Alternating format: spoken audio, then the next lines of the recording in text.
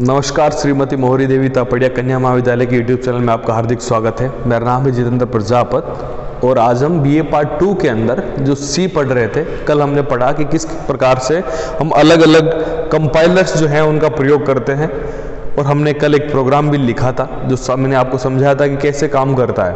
अब आज हम ये देखेंगे कि चलो हमने प्रोग्राम लिख दिया, हमने ये पता चल गया कि कंपाइलर काम कैसे करता है ना, या फिर हमने ये पता चल गया कि कंपाइलर कौन से होते हैं। अब मैं अगर टर्बो सी, मैंने कहा था कि अपन टर्बो सी यूज लेने वाले हैं, तो टर्बो सी के अंदर मैं कैसे यूज ले पाऊंगा? अगर मैंने उसके अंदर कोडिंग कर दी तो उसको रन कैसे कराना है, मुझे मेरा आउटपुट कैसे दिखेगा, चलिए ये देख लेते हैं।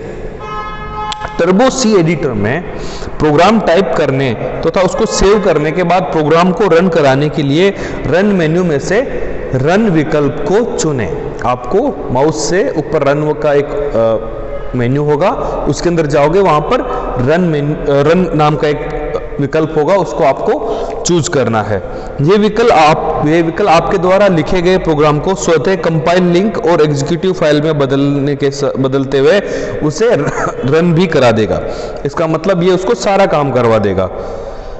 कंपाइलिंग हो जाएगी, उसकी लिंकिंग हो जाएगी और उसको एग्जीक्यूटिव फाइल में भी कन्वर्ट कर देगा। मैंने आपको बताया था कंपाइलिंग का मतलब जो आपका जो कोड लिखा है उसको कन्वर्ट करना एक ऐसी लैंग्वेज में जिसके अंदर मशीन को समझ में आ सके। लिंकिंग का मतलब यह है कि जो पहले से लाइब्रेरी बनी हुई है सी के अंदर, उसको किस प्रकार से उसके अंदर ऐड करना है। और एग्जीक्यूटिबल फाइल बनाने का मतलब ऐसा कि उसको सोर्स कोड में या फिर मशीन कोड के अंदर कन्वर्ट कर देना। ठीक है, उसके बाद क्या दिया हुआ है, अन्यथा अगर आप इस तरीके से नहीं करना चाहते हो तो आपको कीबोर्ड से कंट्रोल F9, कंट्रोल इधर वाला और F9 साथ दबाना है, उसके माध्यम से आप यही कार्य कर सकते हो। चूंकि प्रोग्राम को रन होने की गति जो होती है वो काफी तेज होती है, हमारी आंखें शायद वो आउटपुट देख भी ना पाए, इसलिए आउटपुट को अगर आपको देखना है, जैसे आपने प्रोग्राम बनाया, आपने रन किया, रन करते ही वो आया और आके वापस चला गया। क्यों? क्योंकि आपको क्या है कि उसके अंदर, क्योंकि उस प्रोग्राम के अंदर आपने कुछ ऐसा आगे बताएंगे कि कैसे एक फंक्शन लगाने के बाद वो रुकेगा नहीं, तो वो उसी वक्त डाटा वापस चला जाएगा। अगर वो आप जो पुराना वाला आउटपुट वापस देखना चाहते हो तो आपको Alt प्लस F5 अल्टरनेट की प्लस F5 को दबाना है। तो जो वो है वो बार बार प्रयोग में आने वाले विकल्पों का शॉर्टकट भी आप याद रख लो। अब एक बात है कि ये आप अपनी स्क्रीन पर देख पाओगे यहां पर कि ये जो है कि सोर्स कोड सी से एग्जीक्यूटिबल फाइल भरने की जो प्रक्रिया होती है वो क्या होती है। सबसे पहले एक फाइल आती है जो कि हमारे पास है सोर्स कोड, जो हम खुद लिखते हैं। उसके बाद होती है उसके अंदर उसको कंपाइलेशन होता है तो .obj फाइल बनती है, ऑब्जेक्ट फाइल बनाता है ये। ठीक है, उसके बाद उसके अंदर दूसरे जो भी हमने इंक्लूड किए हैं, जो हमने सॉफ्टवेयर यूज लिए हैं, जो हमने इसके ऑप्शंस यूज लिए, जैसे printf यूज लिया, तो उसका क्या मतलब है, उसको लाइब्रेरी से लिंकिंग कराई जाती है, लिंक किया जाता है और एंड ऑफ द डे इसके अंदर एक एग्जीक्यूशन फाइल बनती है। चलिए, कुछ और अन्य जो है वो प्रोग्राम है जिसको आपको समझना चाहिए। चलिए हम देख लेते हैं इन प्रोग्राम्स को। जैसे ये पहला प्रोग्राम है, इसके अंदर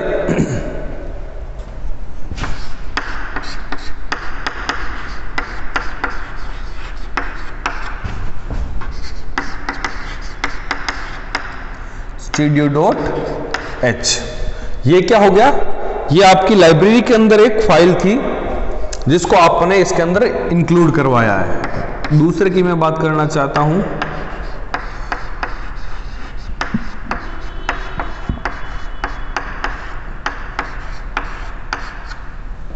ये जो है, ये आप याद रखिएगा, ये स्टीडियो और कोनियो जो होता है, STDIO स्टैंडर्ड इनपुट आउटपुट, और कोनियो मतलब CONIO, ये जो है आपके सबसे ज्यादा यूज में आने वाले हेडर फाइल्स हैं जिनको आपको याद रखना है। इसके अंदर अब आएगा मेन फंक्शन।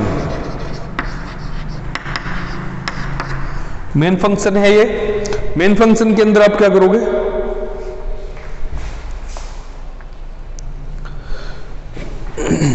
मेन फंक्शन है, मेन फंक्शन में आप क्या करोगे, जो भी आपको प्रोग्रामिंग करवानी है वो इसके अंदर आप लिख दोगे। क्लियर स्क्रीन नाम का एक मैंने फंक्शन यहां पर कॉल किया है। ये किस लिए किया है, ताकि जब भी मैं एक नए आउटपुट या फिर नया प्रोग्राम रन कराऊं तो पुराना जो भी उसके अंदर कुछ डाटा बचा हो तो वो डिलीट हो जाए। अब एक चीज सोच के देखोगे, जब मैंने कोनियो यहां पर डाला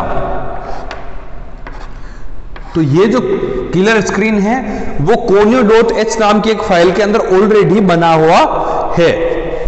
ठीक है, उसके बाद अपन बात करते हैं, मैंने यहां पर डाला प्रिंट एफ। प्रिंट एफ क्या है ये,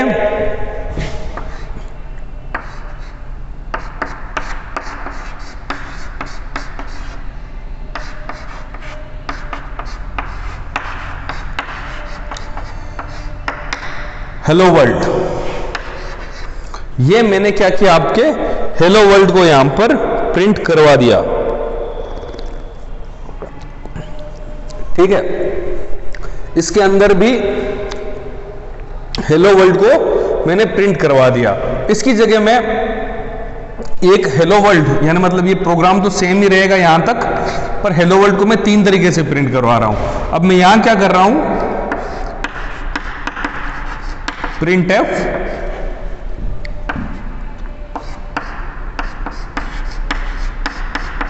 हेलो और प्रिंट एफ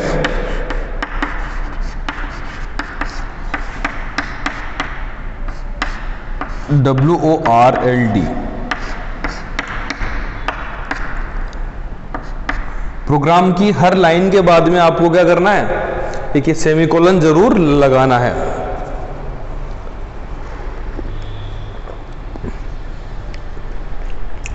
ठीक है, और अब तीसरा जो मैंने है कि ये वाला यहां तक तो सेम ही है, उसके आगे एक प्रोग्रामिंग क्या रहेगी, एक तो ये है, एक कोड ये है और एक ये यहां पर मैं अलग कर डाल रहा हूं, प्रिंट एफ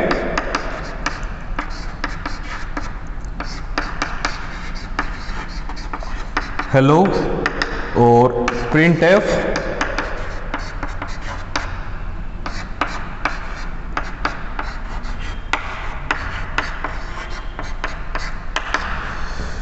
इसके अंदर क्या क्या इनपुट आउटपुट आएंगे ये हम आज डिस्कस करेंगे और कल से हम इनके टोकन समझेंगे। यहां पर देखो हमने /n का प्रयोग किया है, यहां पर हमने कोई भी चीज का प्रयोग नहीं किया है। और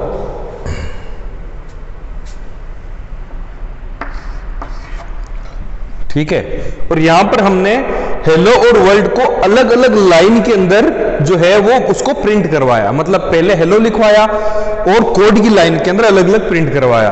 तो अब इनका आउटपुट क्या क्या आएगा ये अपन देख लेते हैं। इसका आउटपुट तो बहुत सिंपल है, क्या आएगा, हेलो हेलो वर्ल्ड। क्यों, क्योंकि ये तो है ही वही, हमने लिखा ही वही है, उसके अंदर तो वही आना चाहिए। अब आप सोच के देखो कि इसका आउटपुट क्या आएगा, हेलो अलग लाइन में है और वर्ल्ड अलग लाइन में है। अगर आपने सोच रखा हो तो अगर आप ये ऐसा सोच रहे हो कि वो अलग अलग लाइन में आएगा कि हेलो ऊपर आएगा लिखा हुआ और वर्ल्ड बाद में लिखा जाएगा नीचे, तो वो गलत सोच रहे हो आप। क्यों, क्योंकि सी नहीं समझता ये चीजें। सी जब तक उसके अंदर आप अलग से आइडेंटिफायर नहीं लगाओगे नहीं समझेगा।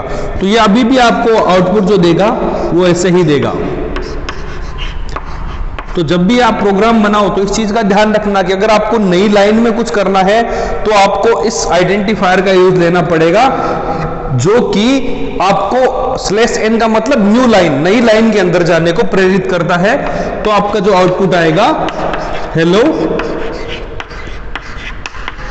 वर्ल्ड, ये आपका आउटपुट इसके अंदर निकल के बाहर आएगा। अब देख रहे हो ये आउटपुट तो बिल्कुल सेम है, हालांकि कोड अलग है। मैंने इसके अंदर एक लाइन लिखी है, यहां पर 2 लाइन लिखी है, इसके अंदर भी मैंने 2 लाइनें लिखी है, परंतु इसका आउटपुट अलग आया है। हो सकता है कि इसको मैं सिर्फ वहां पर बीच में भी लगा देता। कैसे? जैसे मैं इसके अंदर ये करता प्रिंट एफ हेलो /n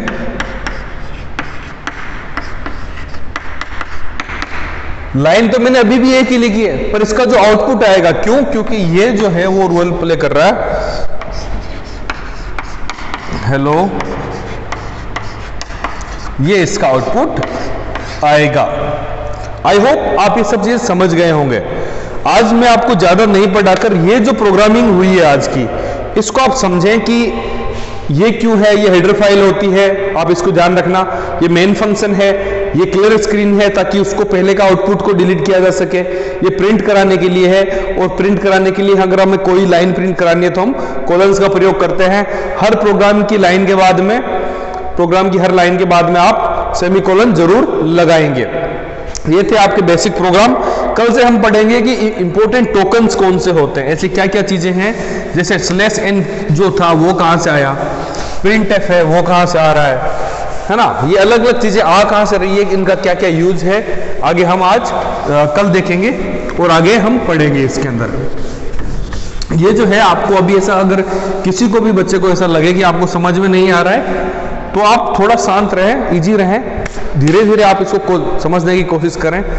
जब भी आप पढ़ाई करने बैठ रहे हो तो आप अपनी किताब को साथ लेके जरूर बैठें, ताकि आपको समझने में ज़्यादा आसानी हो। फिर भी आपको अगर कहीं समझ में ना आ रहा हो तो आप बेशक बिना सोचे समझे, बिना संकोच के मुझे कॉल या मैसेज कर सकते हैं। बने रहें हमारे साथ, अपने इस चैनल को लाइक करें, शेयर करें, सब्सक्राइब करें। धन्यवाद, टेक केयर।